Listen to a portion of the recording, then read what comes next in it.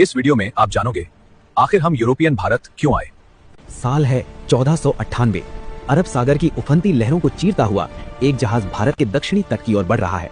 इस जहाज का नाम है साओ गैब्रियल और इस पर सवार है एक ऐसा शख्स जिसकी एक यात्रा ने दुनिया के इतिहास का नक्शा हमेशा के लिए बदल दिया। कैसे हो भारतीयों, मैं हूँ वास्को द गामा। हम निकले हैं भारत की खोज में।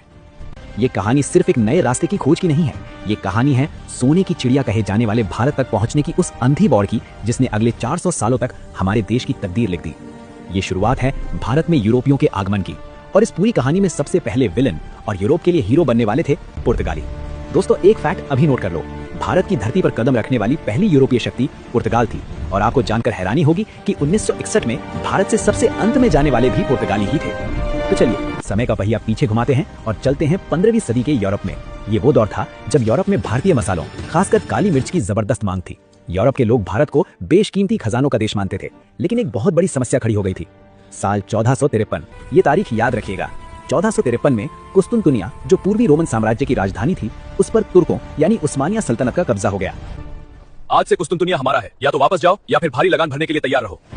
इसके साथ ही यूरोप और भारत के बीच का पुराना जमीनी व्यापारिक मार्ग पूरी तरह ठप हो गया।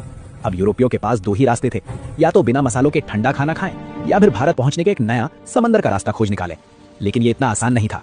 गनीमत थी कि इसी समय यूरोप में रेनेसांस यानी पुनर्जागरण का दौर चल रहा था, जिसकी शुरुआत इटली से हुई थी। लोगों की सोच बदल रही थी, नई तकनीकें आ रही थी, दिशा बताने वाला कंपस और समुद्री चार्ट्स अब नाविकों के हाथ में थे। इस खोज के पीछे दो बड़ी ताकतें थीं, स्पेन और पुर्तगाल। स्पेन की महारानी इसाबेला और पुर्तगाल के राजकुमार हेनरी, जिन्हें द नेविगेटर भी कहा जाता था, उन्होंने इन खतरनाक समुद्री यात्राओं को पूरा समर्थन दिया। अब इसे ध्यान से देखो, इससे हमें भारत के नए मार्ग को खोजने में सहायता मिलेगी। इनका मकसद सिर्फ व्यापार नहीं था, इनके 3 लक्ष्य थे, गॉड, ग्लोरी और गोल्ड, यानी धर्म का प्रचार, देश का नाम रोशन करना और बेशुमार दौलत कमाना। कोशिशें शुरू हुई 1486-87 के आसपास। पुर्तगाल का एक नाविक बार्थोलोम्यू डियाज अफ्रीका के सबसे दक्षिणी छोर तक पहुंच गया, जिसे उसने केप ऑफ गुड होप यानी उत्तमाशा अंतरीप का नाम दिया, लेकिन वो भारत नहीं पहुंच पाया। दोस्तों, मैं हूं बार्थोलोम्यू डियाज। मैंने he kept of good hope की खोज की, परंतु अफसोस मैं इससे आगे नहीं जा पाया। उधर 1492 में स्पेन से निकला क्रिस्टोफर कोलंबस भारत खोजने के चक्कर में अमेरिका जा पहुंचा और वहां के मूल निवासियों को रेड इंडियंस कह दिया।